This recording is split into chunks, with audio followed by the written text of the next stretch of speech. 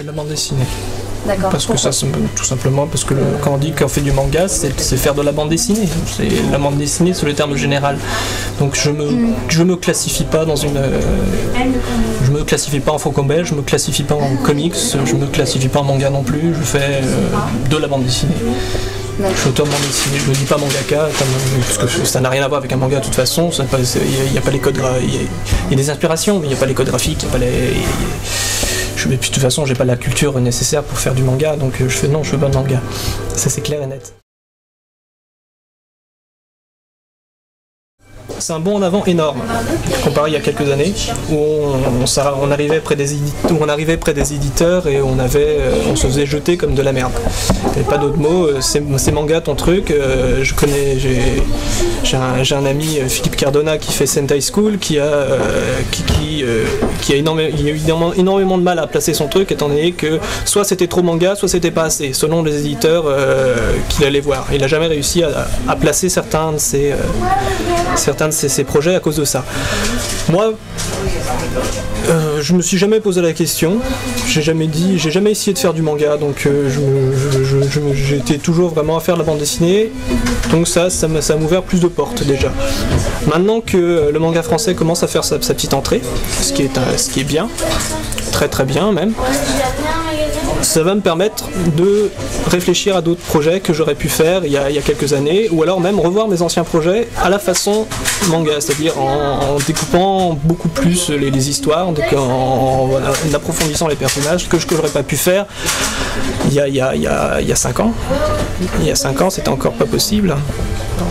À part Tonkam qui essayait donc de faire percer certains auteurs avec donc les Tsuki Selection, mais ça n'a pas marché parce que le public suivait pas, parce que c'était trop disparate.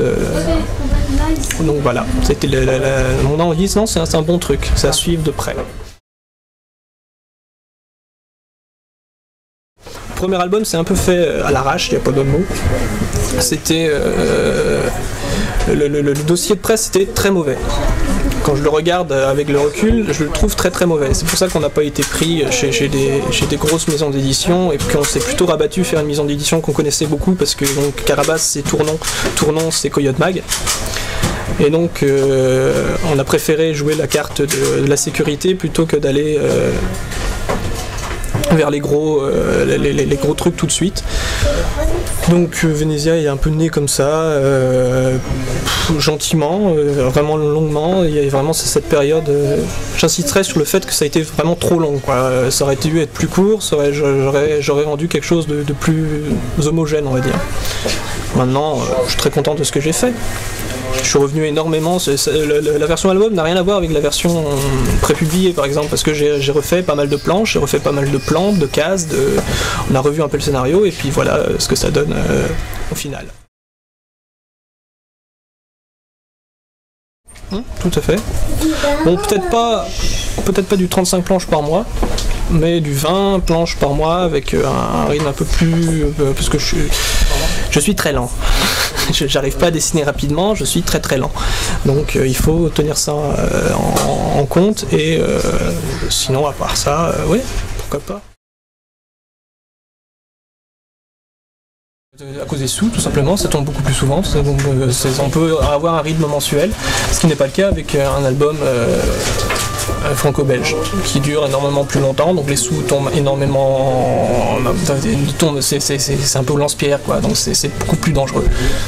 Donc c'est surtout un côté financier qui est intéressant, quoi.